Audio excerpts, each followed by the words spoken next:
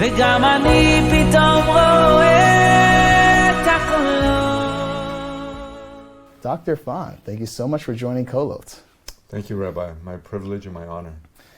So you're originally from Vietnam. I am. And you have a little bit of a journey coming to America, coming to the United States. And you have also a story of how seeing people in Vietnam through the Vietnam War suffering from PTSD. Can you tell our audience a little bit about what you learned and how that may have shaped the trajectory of your career? Yeah. I think when we think about wars in general and when people who have their homeland being destroyed or being torn by war, that in itself is a trauma. And because of war, it's a multi-generational trauma that goes from great-grandparents, grandparents, parents to children. And then that experience then lives on with them as they grow older and have children of themselves. And it's really always been important to teach that lesson of what we've learned so far. So I am a child of that war. But what was really special is that when I came to the States and I was in medical school, I began to interact with veterans, soldiers who were in my country when I was born and when I was a little boy. And knowing where they've been was instrumental to me connecting with them, human to human, person to person. I was no longer a doctor or a medical student with a patient, but I understood perhaps why they were in Vietnam. I tried to talk to them about what was the purpose there as I understood it as a boy and as a young man and now as a doctor. And I think that resonated, that they took an image of a young boy from Vietnam and then was able to see how that young boy now is in the United States as a doctor trying to help them. And I think that kind of understanding of life experience, of trauma, of shared lived experience, and of course of shared trauma is really fundamental because the post-traumatic stress that my countrymen and countrywomen experience is not exactly the same that a soldier might, but it's in the same context. It's the same environment. It's the same terrain of sorts. So having that sort of shared experience is really fundamental in connecting. You know, you just made me think of people that maybe whether it was the Vietnam War or survivors from the Holocaust, that could also be, you know, that trauma could be passed down as well, right? Irrespective of whatever war or trauma it was. So do we see this as like a gene? Like, you know, their genetics, you know, there are different components to, you know, make up someone's height or weight or, you know, any other part of themselves. Is trauma like a genetic almost? Like it could kind of shape their life? Well, it's not that trauma itself is genetic, but we know that experience, all kinds of experience from negative to positive can actually affect your genes. There's this term called epigenetics, and that's really about how your life events and experience in life can actually alter your gene. And it's an amazing concept to think about because we often think we're born with a set of genes, a set of DNA, and we have to live with it. But that's not true. For good and for bad, our life changes that DNA, and it's how the DNA begins to adapt or maladapt that sort of then shapes who we become as humans, as we evolve from childhood through adulthood to the beginning of life to the end of life. So our genetic makeup is very malleable to the experiences that we have. So they're not fixed. They're not fixed, right? Interesting. Wow. So getting to like, you know, a broader conversation of mental health, I must confess, I don't even know where to begin. It's such a broad field. There's so many intricacies and, you know, different, where do you begin? So I thought I would put it on you. Yeah. Where should I begin? Where are, or I should say, what are the areas of mental health that the public should be most aware of? Yeah, I sort of think of mental health as you noted insightfully, that it's hard to know where to start, and that's probably the best frame to have. I see mental health as anywhere and everywhere. Mental health does not discriminate regardless of how rich or poor you are. certainly not discriminate based on your skin color or your sexual orientation. It doesn't discriminate based on your religious and faith background. So in that way, it's everywhere. There's often this statistic that we throw around or we use to highlight how prevalent mental illness is in our society. And it's been said that in any given moment, 1 out of 5 Americans are struggling with a mental health challenge or issue that's clinically important. Right? Is that challenge or an illness? It's usually a range. Every time there's a potential challenge, it could lead to an illness. And for every individual, the challenge could be overcoming or the challenge could be troubling. But I don't see it as a problem of 1 out of 5. I see it as a problem of 5 out of 5. Right. Because it's not just the individual, it's their family, their loved ones, the people that they work with, their fellow students in school, their colleague at work, their neighbor. So it's not just one individual that's affected. It's often the ecosystem or the network that's around that individual as well that's affected. So I see mental health as anywhere and everywhere and affecting 5 out of 5, not 1 out of 5. Just like 5 out of 5 have physical health, Yeah, 5 out of 5 will have mental health. that's right. So maybe later in the episode we'll get into like some of the specific challenges, illnesses, and disorders. But I understand you're up to something new, resiliency. Yeah. Talk to us a little bit about what is resiliency Yeah. and some of the things that you're getting involved with. Right. So for us, resilience stands for the ability to bounce back, to adapt, to learn, and even to thrive in the face of adversity and in the face of stress and trauma. That's resilience. The interesting thing is that our field has concentrated for most of its history, the field of psychiatry, psychology, social work, has really concentrated on the problems that go on after stress, trauma, and adversity, or what makes you at risk, or what makes you more vulnerable.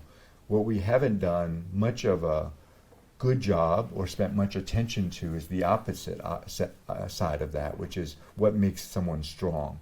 Despite going through the exact same trauma, how did someone survive, adapt, and do well, where somebody else became vulnerable and succumbed to mental health illness, when others, the vast majority of people, despite having an assault, having a car accident, being from a war, experiencing major traumas and adversities, still bounce back and do well. So I think that the field needs to begin to learn about the protective factors, the good juices, so that we can then use that to then inform how can we help those who are struggling. We know, sadly, that with life comes tribulations, trials, adversities. That's not escapable. Part of the package. Part of the package. It's like, if you can joke about it being like taxes, you know, it's going to come. So how do you best prepare for that time of coming? How do you use adversity and stress as an opportunity rather than a dead end, an opportunity to learn? And after all, you don't know if you're resilient until you've experienced a stress or a trauma. I find this so interesting because you're sharing this with me the day after we had a program in the room over next door. We had a person come in and discuss their journey and with infertility, and what a process. I mean, like, Right. we could barely understand what it's like unless one goes through it themselves. Right. And he quoted a fascinating study about couples that went through the process. Unfortunately, not all of them were able to stay together. They didn't make it to the end. Wow. But the ones who did make it to the end grew as a couple and became much stronger. Their bond, their relationship was much stronger if they were to pull through. So it sounds like, similar idea that resiliency is not just like, I made it through. Yes. It's, I'm going to thrive because of. Yeah. Let me ask you, are you seeing that even with more of the severe mental illnesses? Like, there's the typical, and when I say typical, I don't mean to make light of it, but like the more common anxiety and depression. But then there's, I guess a notch above, psychosis or schizophrenia or bipolar or things like that. Does this idea of resiliency, making it through, and then being able to thrive off that. Does that apply to the the entire arena of mental illness? Absolutely. It applies to all forms of mental illness. I believe that recovery and resilience are fundamental to all struggles that we might be afflicted with in our life, including schizophrenia and bipolar and what's typically called as the severe chronic mental illnesses that exist out there. I think that one could be resilient and recover and do well in spite of those illnesses being part of the picture. Okay, so I know this is new. You're starting to do that research, but where do you see it going? Like, someone going through that, obviously there's treatment, there's help, maybe medication, maybe therapy, maybe both. How do you envision, obviously you don't have all the answers now because you're just beginning, but where do you see this going? Yeah. How the resilient, what are you looking for in the research, and where do you hope that it takes you? Yeah. I feel as though at the moment we have a pretty good toolbox, and that helps someone with depression, anxiety, addiction, bipolar, schizophrenia. But it's not a complete toolbox. It's not as good as we'd like it to be, number one. Number two, it's not accessible because you have to go find a therapist, find a psychiatrist, go to a clinic, go to a hospital. And so it's confined in these boundaries that make it less accessible. Not only in, do I have the right resources to find the people, where do they work, but also it's not accessible in a psychological or social way. And that sort of creates the barriers to extend the gap that someone goes out and seeks treatment. So I think that when you think about broadening the toolbox and adding resilience tools into that toolbox, you can increase the access. Because the ways that I think about building resilience is something that you could do at home, in schools, in the workplace. So outside the confines of a therapist or a psychiatrist clinic, things that we can actually begin to empower our friends or families and our loved ones and our neighbors and our coworkers and our fellow students through. That's what I mean by that future. But what would that look like, without having a professional next to you, or someone, in talk therapy, what is that resiliency? What would that look like? Yeah, so it depends on how we begin to define the factors that promote resilience. And if you ask one expert, they may say that there's 100. You ask another expert, they might give you a top 10. So that's what we want to do, to begin to define what is the strongest factors of resilience, and can those things be modifiable? Can they be taught? Can they be learned? Can we adapt them to bring it to the schools, to the workplace, and in the home? So I'll give you a couple of examples that have always been in the literature, but hasn't been necessarily proven that they are modifiable resilience factors. One great resilience factor is the power of social connection. Mm-hmm. That alone and withdrawn and isolated, we are weaker. And if we were able to build a stronger network of allies, of friends, of team, be it at home or at school or in the workplace, that could build resilience in the face of potential upcoming stress. So what if the playbook is about everything that you do in the home, in the school, or in the workplace about team building? What if team building was just as important skill to learn as it is vaccinations, or a skill to be taught at school to get a job? Reading, writing, and arithmetic. Yeah. What if social connection was a class and a skill that you need to get better?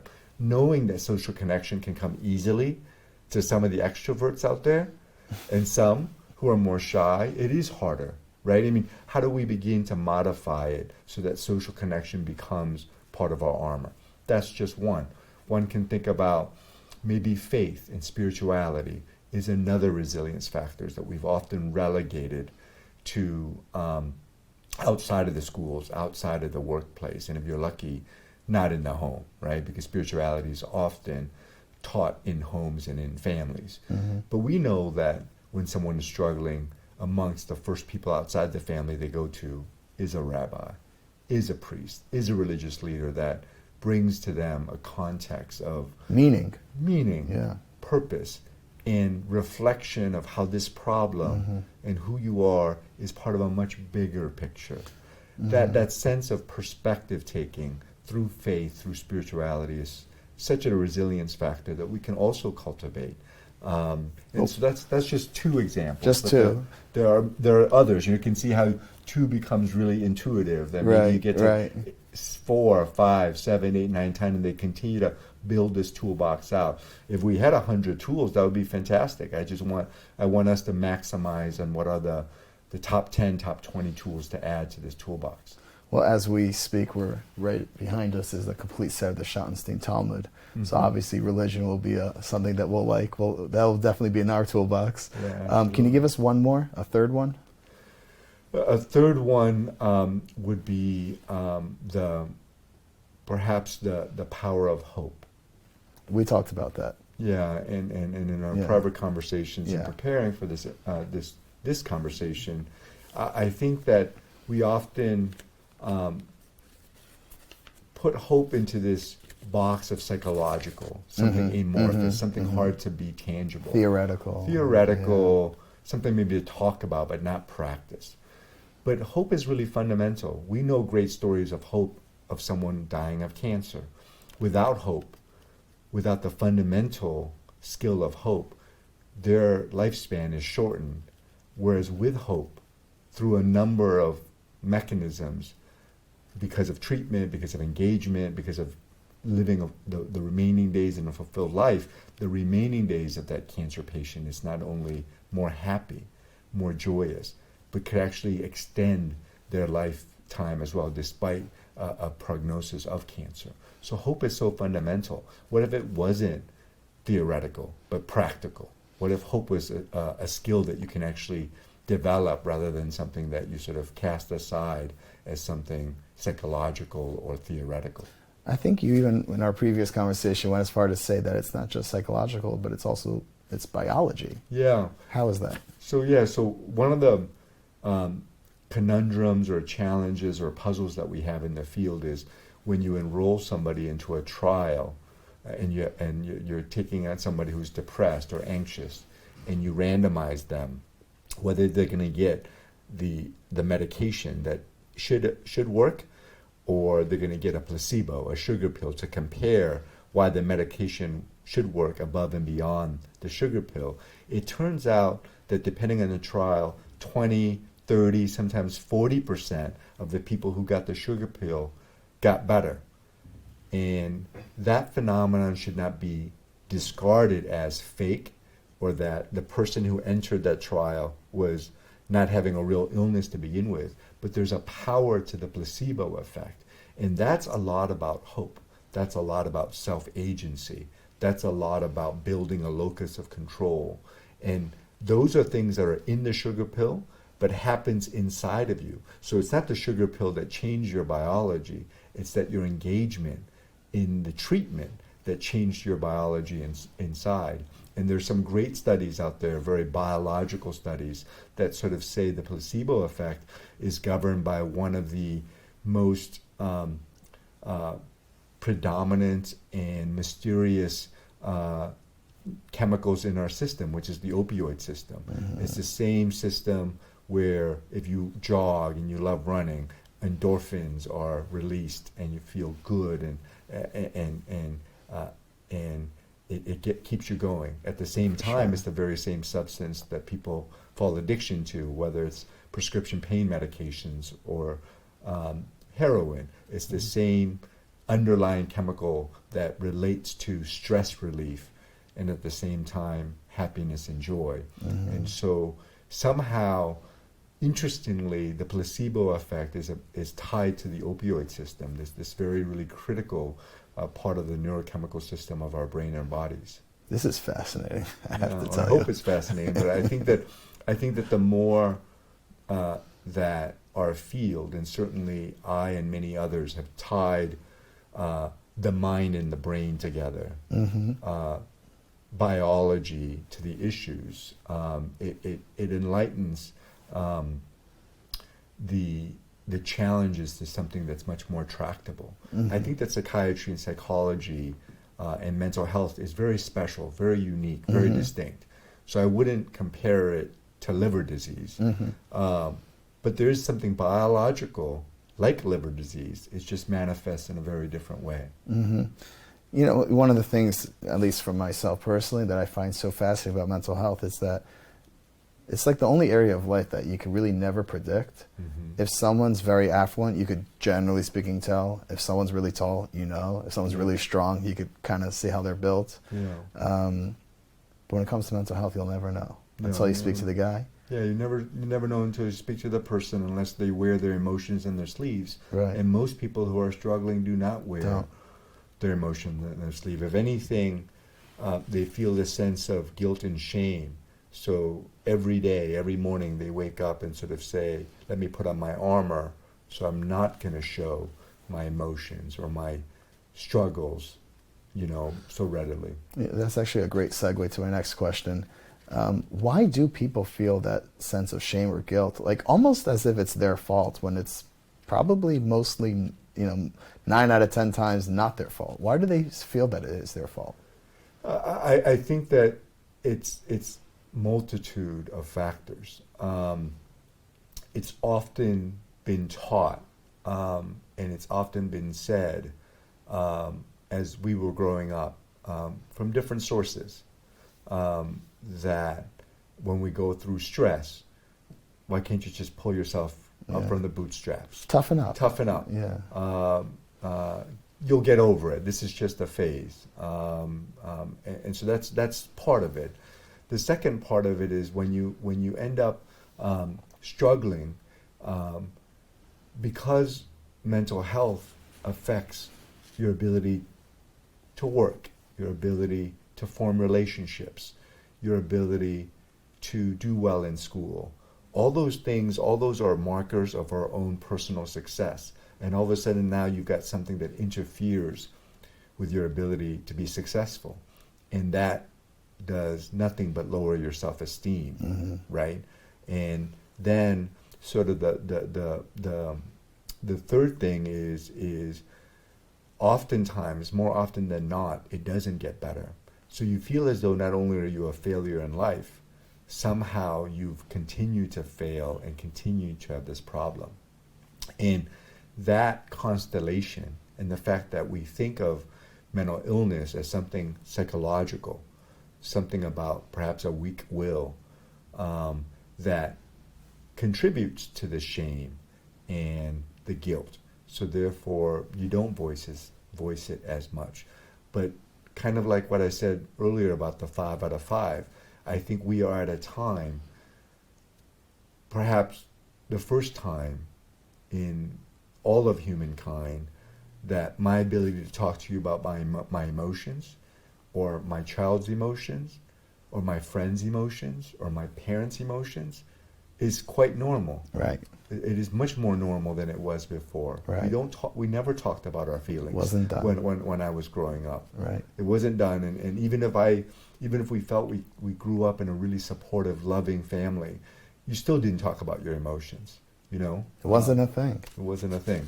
And I think now, talking about your emotions as if you had a broken bone is really important. You know, you wouldn't want your friend, child, parent to hide the fact that they had a broken bone. Right. And if you don't address it right away, it collects interest. That's interesting. Yeah. Right. So getting help. Yeah. That must be really hard for someone who doesn't really have a lot of, wherewithal and knowledge of who's good and who's not good. I mean, anyone could have letters before or letters after their name. Yeah. So when someone's trying to seek help, what advice would you give to make sure that they get the right type of help? Yeah, so I sort of think we need to think about it from the front end and also all the way to the back end. At the front end, there's always that first step of who do I reach out first to ask about how do I get help. And I think that when I talk to Jeffrey Schottenstein, and how to be partners in solving this challenge, he brought up a really fundamental truth, and which is that you only trust someone if they've also been through what you've been through. This notion of lived experience, this notion of, I know how you're struggling because I've struggled similarly. It's like a metaphysical bond. Yeah, a bond right away. And imagine how relieving that is when you hear that, right? That's why we have support groups for cancer victims, Right. because cancer survivors, because that bond is immediate, you know. And I think that the first is figure out how to come up with a landscape in which there are many advocates of lived experience everywhere, in schools, at home, at work. And so you have sort of a group of soldiers of sorts. And really that kind of building on a grassroots level is really, really important when someone reaches out to seek help. I think the next step into getting help is, do we have a set of toolboxes that meets the individual where they are, whether that's in physical locality or emotional locality or cognitive locality. And what I mean to say that is if the person doesn't want to go to the clinic, what tools can we give them that is accessible on a phone, in a book, or in a conversation that doesn't have to be involving a clinic? What tools do we give them that works on cognitive ways of thinking, emotional ways of feeling, behavioral ways of acting? Those are the skills that may or may not require a licensed therapist or a doctor or a psychiatrist. There are some great studies actually about this notion of meeting where people are at, understanding what resources they have. And in Africa, where there are no professionals for mental health, but mental health issues exist in Africa. And they've actually done an amazing job at developing and training professionals who are just lay people and getting them to visit villages and work at schools and actually reduce rates of depression. That's been published. It's amazing. So how many ways do we sort of work at that toolbox Organically to then disseminate and distribute as many tools as possible to the right place at the right time? And then I think the third step, which is a critical step, is after you've gone through all these stages, are we doing the right research to come up with the best treatments and the best cures? That's why the research is not only important at the very end, but in the beginning through the end. Just like the example of cancer, we're all still looking for the cure of cancer, but the field of cancer has advanced so much in the last half century. Right, just here locally. Just here locally. It's been amazing how many cures have developed, but you don't go to the James and say, are you done with your cancer clinical trials research? They say, absolutely, we've only begun. Right. We've only begun. If we want to have a cancer-free world, this is what we need to invest in. And so that last part is really critical. Are the treatments that we have good enough to cure and to help and to improve lives? But I think ultimately, to wind back to answering your question, what I want everyone to know is that treatments are out there and that treatments work. And I think that the gap to getting into treatment is too long. People spend too much time suffering. Long waiting lists. A long waiting list, whether it's because of a long waiting list or hesitation to start, or where to start, how to start. All those things need to be better. We need to have better access, better navigation to care as well. So I sort of think of changing the entire ecosystem of how we help someone who's struggling. Okay, and just one more question on this. We go to our next segment, but it should come, as no shock. There are some good apples and some bad apples in every single field. Yeah. And how does one know that they're getting someone who's competent, A, and B, that matches what they need to do, what they need to work on? What are some tips that you would have? I think that a couple of things. One is that lived experience example that I have. Who do you know that's had that same illness? What medications have they been on? What talk therapies have they tried that's worked? I think that sharing of that fundamental truth is really important too. From the professionals? No, from the fellow patient. From family to family, friend to friend, colleague to colleague. That's one. The second is that I really encourage every patient to be inquisitive and to ask about what is the evidence of this treatment working. And every great doctor, every great physician therapist should be able to provide you with that information. These are the trials that have been done. This has been done in people just like you, and this is the results that's been published in the literature. And then the next question would be, well, how does it work? What are the mechanisms by which something has worked? And the person providing that treatment should be really informed and teach you about how a treatment should work as well. So I think that those are really important things to work through with someone who's offering you a treatment. But someone who's like, Googling, behavioral health near me, whatever, and they have all these different private practices that come up, that their Google's algorithm feeds you. Where do they go? I wish that there was some navigator screen that we could come in at that moment and say, what do you need? This is where you go. But unfortunately, we don't. And what I would suggest is to just take that first step to meet the provider for the first time and see how that first impression goes. And it could be trial and error. It could be trial and error. Fine. It could take a few, And it could take a few people before you get to the right person. Right. And I find it really important. I actually say that to many of my patients. I might not be the right doctor for you, but because I'm on your side right now, we'll find the right path for you. And once you don't get that message, you know that this person isn't on your side or in your corner. Interesting. So a person doesn't necessarily have to stick with the professional clinician. No.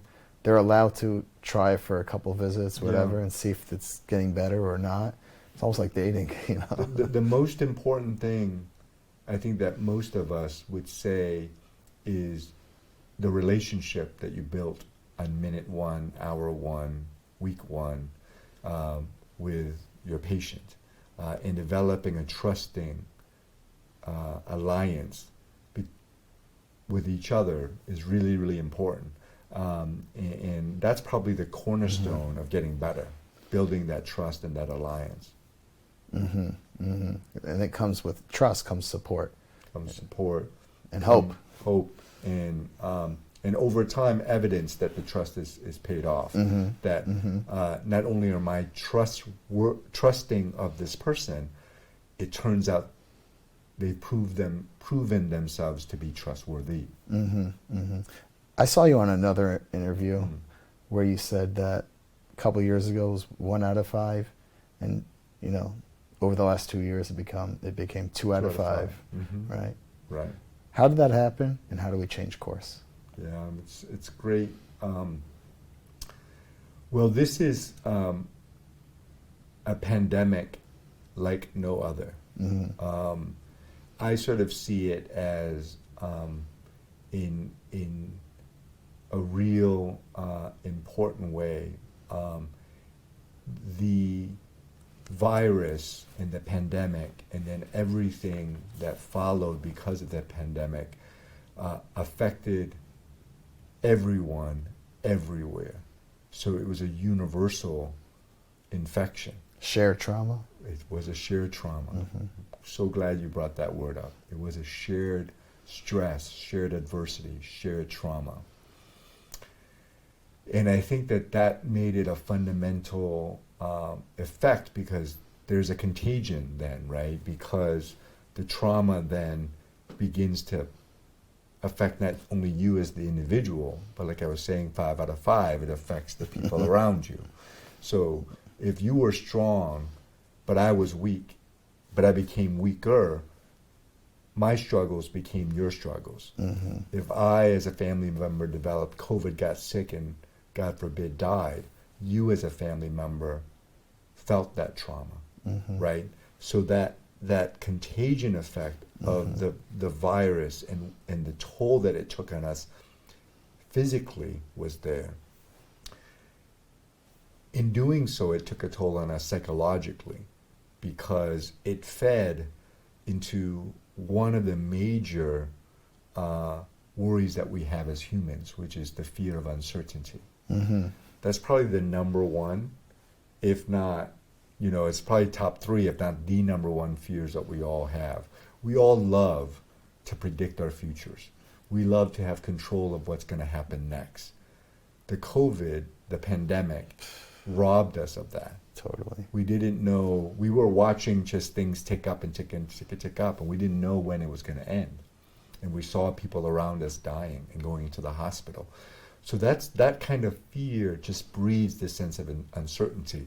You saw people go to the grocery stores and hoard supplies. Right.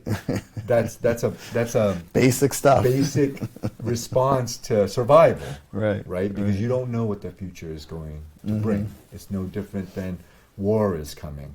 A bomb could blow you up any moment. This is what we lived in psychologically in terms of that sense of uncertainty. And we're intolerant to it. And then the third really fundamental thing is that the virus and the pandemic robbed us of all the buffers that we have been used to. It became more and more distant from us. We all looked forward to being in schools, being at work, because again, it feeds us into the social connection. The support, yeah. And the support and our ability to perform and know that our performance at school or at work is something that's gratifying and builds our self-esteem and gets us back up the next day. It robbed us of family reunions, special events for our children who were in school. It robbed them of sports activities. Yeah.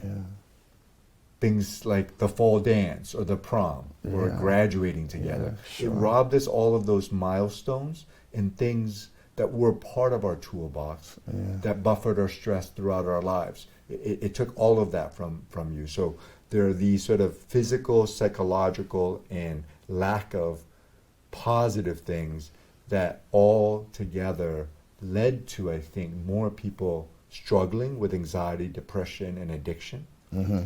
But more importantly, and I think that's something that, to finally get back to your question, are we out of it, has led to another phenomenon that's in the literature that were many of us, perhaps 50% of us, half of us are languishing. So we might not be in that bottom 2 out of 5, but there's 2 or 3 of us in that out of 5 who are not just fully at our optimal potential, who are not living up to where we used to be. We're going through the day kind of with our tank half full. This notion of languishing, right. And I think the only way to get out of it, to get back to your question, is to pinpoint what are the things that the pandemic robbed of us of, and how do we get as closely back to that as possible. As possible, yeah. Last we interviewed Tzvi Gluck, founder of Amudim, which is an organization that helps people with trauma, addiction, and he somewhat half-jokingly said the best thing that came out of COVID is that everyone's cool talking about it. Everyone's fine talking about mental health. Until then, it was like, maybe not. Please, confidentially, I'll share with you this, and It's certainly not weird. It's definitely not weird. Not weird, right? So Harry Miller, the Ohio State University offensive lineman who recently did medical retirement. One of his big things is how do you not make it weird? And so there's going to be this great charge from him to sort of not making this conversation so weird. But I think we've made major inroads. Major. And it actually reminds me of, locally and I think nationally as well, we've seen big names come forward. He mentioned Jeffrey Schonstein earlier, a good friend of ours in the KOLOT, and Ohio State, head coach Ryan Day. It's a nice picture of us with Ryan Day right there. Yeah. We did an event with him last year, and he talked a little bit about his journey. Having names like that, the Schonstein, Jeffrey Schonstein, and Ryan Day come forward, has that benefited, and if so, how? It's benefited tremendously. Well, these are individuals who are in the limelight. for better or for worse, we know who they are, we see them, and how they not only project themselves, but the messages that they speak of resonate far beyond what I can do or what you can do of someone who's not as much in the public eye. I think that brings its own stressors and it brings its own challenges, but it also brings opportunities to really be advocates and champions of this cause. And one can think about mental health as a challenge, or one can think about resilience. To me, it's the same dimension in how you speak about it. What's important is really to speak about it. When you speak about the many people who are figures of authority that people look up to, that people respect, when they speak and their word carry, it can motivate someone in an amazing way. Their words and their messages have this rippling effect that is quite powerful, because if someone of that stature can speak like that, maybe little old me can speak like that. Or if someone of that stature says, in the case of Coach Day, who's always understood that a student athlete's performance, it's not just on the field and it's not just physical. It's cognitive, it's emotional, it's spiritual, it's everything that you bring onto that field, and what you leave the field off field is also really important too. So that there's this circle of care that is mindful of that. And so if you believe that and you literally say that, it's okay to struggle. It's okay to not be okay. Right. Imagine how that is not only heard by his team, but also student athletes who are in high school, in middle school, who look up to our football program, our university, as kind of the destination place to play at and be at, you know. That could have an amazing effect. And so if you have these luminaries and champions speaking everywhere, in every sphere, in the sports sphere, in the music sphere, entertainment, in the business sphere, it's then outside of the medical sphere, because then is, you know, it's just the medical sphere here. Yeah, you get paid to say this. Yeah. They don't. And sometimes as a psychiatrist, I don't know if I'm even in the medical field, you know what I mean? But in that sphere. But now, you're right. If more and more people in different spheres talk about it, the ripple effect becomes universal almost, right? Wow. Fascinating. Yeah, it's really cool. You know, I didn't even look at my notes once, just because every topic we discussed led to another. I have to see if there's anything we even left out. We may have covered everything, but so we mentioned the power of hope. Okay, someone going through severe mental illness. So yes, we talked about the power of hope. I don't know if they're ready to hear that when they're going through something. No. What should they be told? Yeah, I think it goes back to get help. Try it. Trust in it, because there are options out there. There are treatments out there for all kinds of struggles. Depression, anxiety, addiction, schizophrenia, everything under the sun of what we call a mental illness, there's a treatment for. And there are good treatments out there. So the first step is really just to try to get help. And that treatment doesn't have to be medications. It doesn't mean that you're going to be put in a straitjacket and go to the hospital. Right. It could be as simple as a relaxation exercise. It could be as simple as a prescription to take more walks and spend more time with yourself. You know, and I think people don't appreciate that right away. But in the right hands with the right people, they begin to introduce the toolbox in a way that's relatable and intuitive. And that first connection is really, really critical. And what about the family members? I cannot tell you how many times I've heard if someone's going through something and the family's like, "What's wrong with you?" Yeah. Like, what, you know, seriously, come on, stop this already. Yeah. What's the message to them? I think that the message to them is to understand their loved one in a non-judgmental way, in a non-critical way. Just like you wouldn't criticize somebody for having cancer or heart disease. Even if that person smoked all their lives, ate a bad diet, and didn't exercise. Right. Now's not the time to. But Yeah. you don't do that. That's not part of the natural Yeah. state of things. I don't talk to my family members and say, it's because you smoked all your life. No wonder why you have cancer. Right? That's not the approach that we take. Right. And we should not take that approach with someone struggling with mental health challenges. I think the other thing beyond being non-judgmental is to be supportive, to say it's okay to not feel okay. Let's try to get you some help.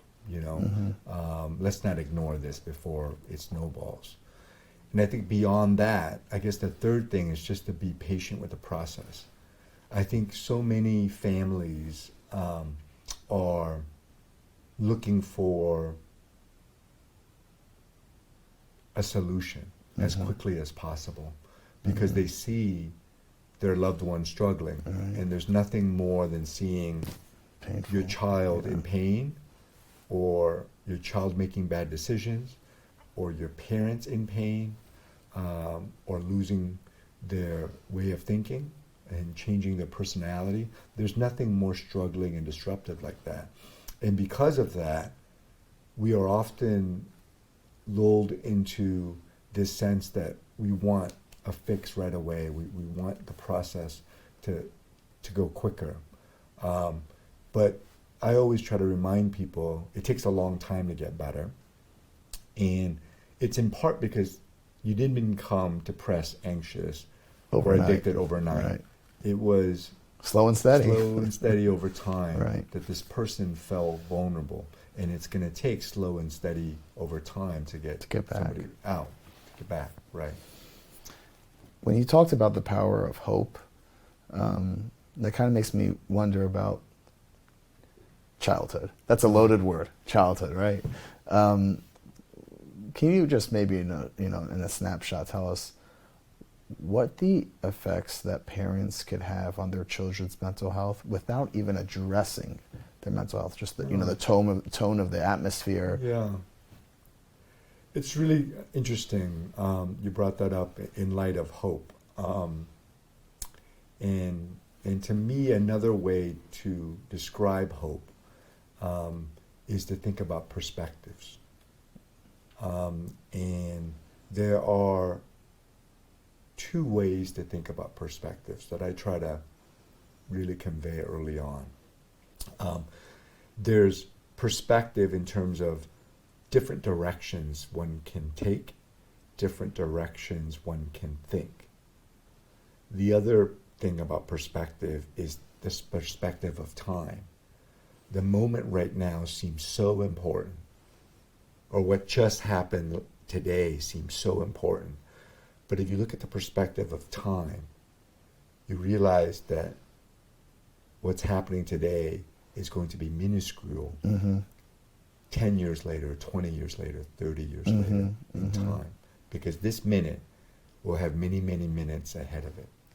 And so that kind of perspective taking can be talked about early on.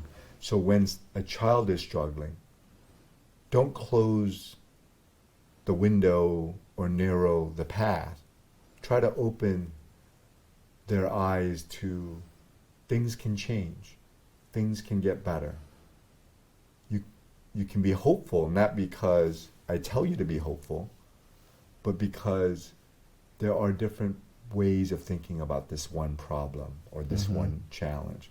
Let's broaden your perspective. Let's think about the perspective of time. I think that parents can teach that really, really early on, especially from young kids to throughout adolescence. It's about perspective taking and framing and reframing and framing and reframing. That's really fundamental things that can be taught at the home. And what about the quality of the relationship of the parents? How does that affect a child's mental health? Yeah, I think that if we are lucky, aside from all the biases that come with such statement, I'll say that if we are lucky, we'll have two loving parents who love us, love each other, regardless of whether they are married or aren't married. I know of kids who've been through divorce, but the divorce was okay because the kid was able to understand that the parents were actually worse together than apart. And they weren't a pawn in the process. Exactly. And that even after the divorce, the parents respected one another. So those are the kinds of things that you could mirror in yourselves that is a major life lesson for a child, such that it's not about end all be all if there's a breakup in a relationship. That your life continues, that you can continue to grow as a human being and a person. Those are great lessons that you could have as a parent, you know. And of course, if you have a tight-knit family who's together, who's supportive and stays together, that's great too. I'm just saying that there are many ways to think about. There's the ideal, parents. Right. there's the ideal situation we should all strive for, but in the event that doesn't happen, it's not, it's not all loose. Yeah, exactly. We talked a lot about hope. We talked a lot about resiliency, and as we come to a close on the episode, is there a story you could share with us about someone in a really bad state? The world was coming to an end, and how they pulled through, and how, like you say, resiliency made them thrive. Yeah.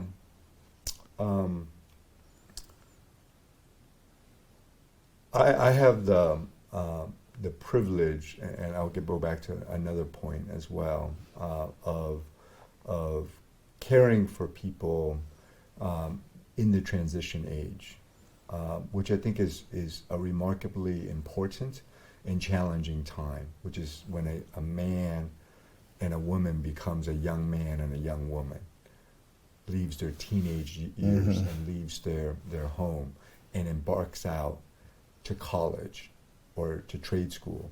And the story that I have is of a young man in school but struggling. He had done well, but he has had its ups and downs. And when he met me, it was in the context of being hospitalized psychiatrically. So if you're a young man and you sort of think that my life is ahead of me, I'm in college, things should be great. What is this that I'm being diagnosed with, this really scary illness, that you're putting me on medications that are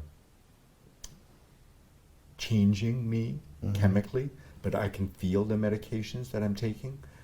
And what is it that I'm in a psychiatric ward where I'm locked and I can't leave? And you've taken me away from my college life. And myself. And my identity. And my family. And everything about me. And that eroded him to no ends. That brought him to tears, to confusion, to isolation, to darkness, to the abyss. Right? But because I had met young men and young women like him, I could paint a picture of what time would be like if we continued on this path, in treatment, under care, doing the right things, working at it, individually and together and with the family. He could be back towards a path of success. And that young man then went back to school and finished school, entered graduate school, not locally but far away, in another town, in another state. And I think that when you are in the abyss and in the hole, it's really hard to look out because you've sunk so low. All the hope and all the help and all the people in the world just seem so far away from you. And I think it's those kinds of stories that are really, really fundamental. And so back to this kind of the college question, what was really important to Jeffrey Schottenstein, to Jay and Janie Schottenstein, was that they asked me, well, where can we make the most important impact? Yeah. People who who invest in something, they want early gains and they want impact. And that's really important. I mean, that's very natural. And I said, just because I have these stories of these young people, well, you can make the most impact in this age between 17 to 25, because I think what your brain is finally coming together. But what you do between the ages of 17 to 25 sets you up for the next 5, 7, 8 decades of your life.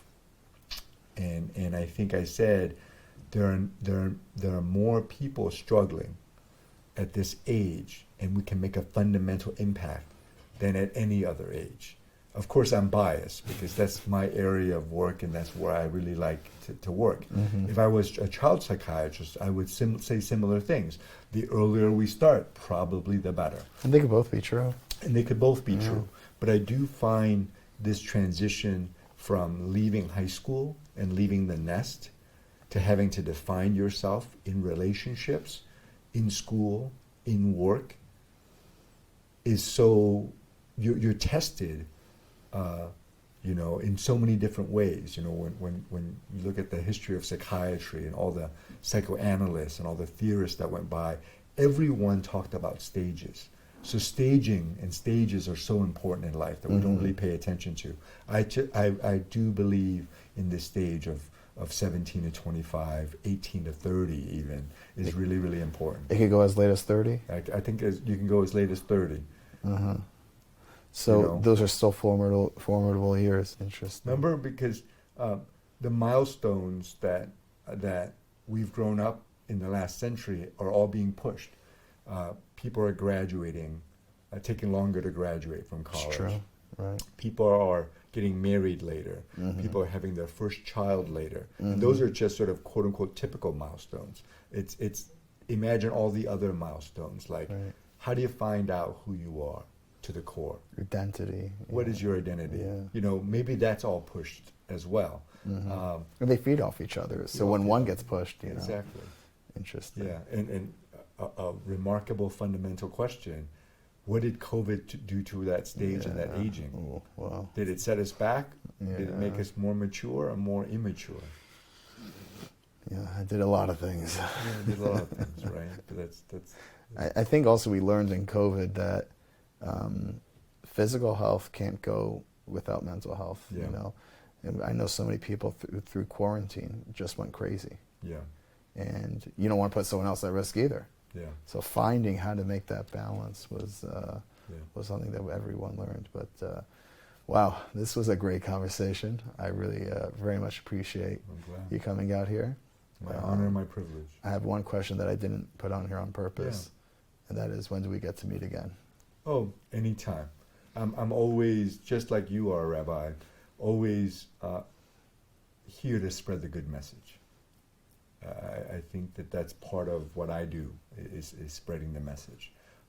Even though earlier I said that I'm this lowly person relative to a big-time football coach or a big-time businessman, I think each and every one of us should be empowered to spread the message. But as a chair of a great department of psychiatry and behavioral health at The Ohio State University, I think I'm also empowered and responsible to spread that message. So I'm happy to come back at any time, talk about something specific or something broader, anywhere in between. Amazing. And I thank you for being part of this conversation and this platform and spreading this message. You do God's work in every way. Well, the name of our podcast is KOLOT, which is the Hebrew word for voices, because we need to hear many voices in life, from many areas of life, different people, different professions, and we need to take in and learn from everyone. So lots to learn from you. Those perspectives, right. Dr. Phan, thank you so much. Thank you very much. To listen to all KOLOT episodes and see upcoming guests, visit kolotpodcast.com. We are also on all podcast players. Type in KOLOT on iTunes, Spotify, Google, Stitcher, Podbean, and Amazon. Share with your friends, and please make sure to give us a 5-star review. KOLOT is a project of the Columbus Community Kollel, a full-time Jewish learning center in Bexley, staffed with high-caliber Torah scholars. Ever since 1995, boys, girls, men, and women from all backgrounds and affiliations have found many opportunities to connect with Torah and mitzvos at the Kollel. Whether it's a study partner, an engaging lesson, or a program, the Kollel is your one-stop shop for all your Jewish learning. If you want to know how you can benefit from the Kollel, visit thekollel.org. That is TheKollel.org, and forever be inspired.